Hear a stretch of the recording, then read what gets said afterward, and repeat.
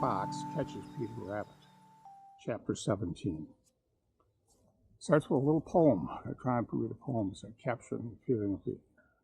Now listen to this little tale that deals somewhat with folly and shows how sometimes one may be a little too jolly.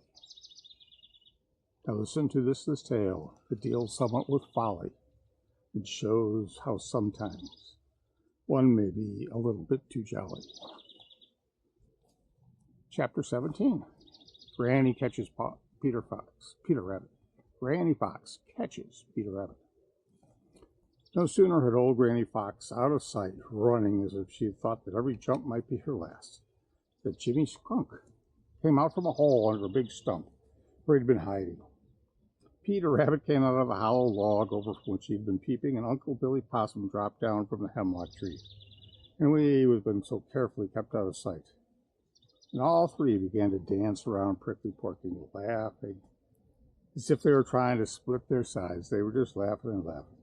"Ho, ho, ho," shouted Jimmy Skunk. "I wonder what Reddy Fox would have to say if he could see old Granny go down that holler." "Ha, ha, ha," shouted Peter Rabbit. "Did you see how her eyes popped out?" "He," squeaked Uncle Billy Possum on his funny cracked voice.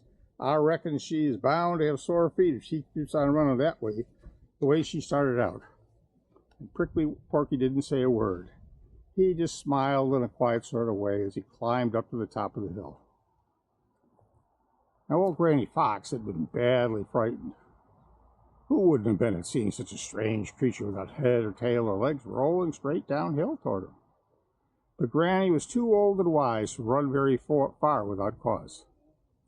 She was hardly out of sight of the four little scamps who had been watching her when she stopped to see if that strange creature were following her.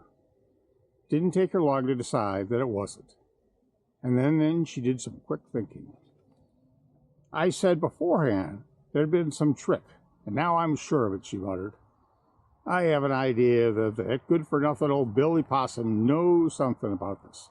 Now I'm going to go back and find out." And she wasted no time at all, and began to steal her way back the way she came. No one is lighter on their foot than Granny Fox, and no one knows better how to keep out of sight than Granny.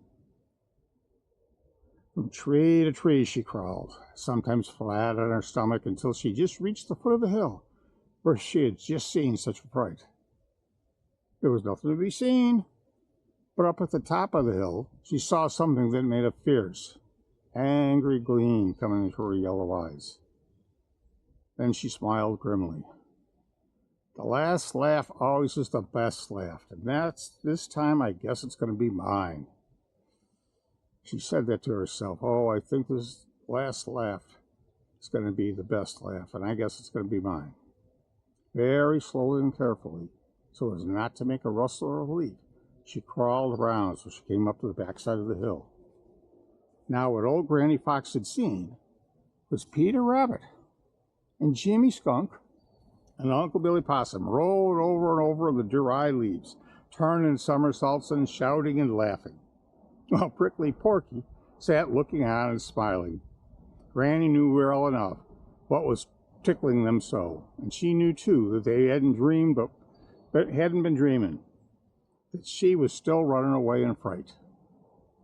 At last they were so tired for having a good time, they just had to stop and rest.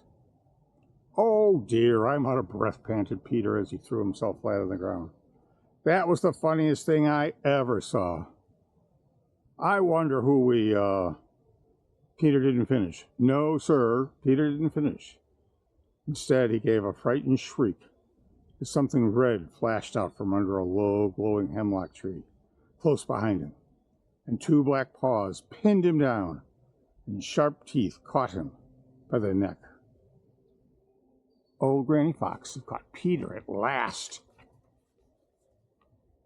End of chapter 17. God is great all the time, all the time. God is great.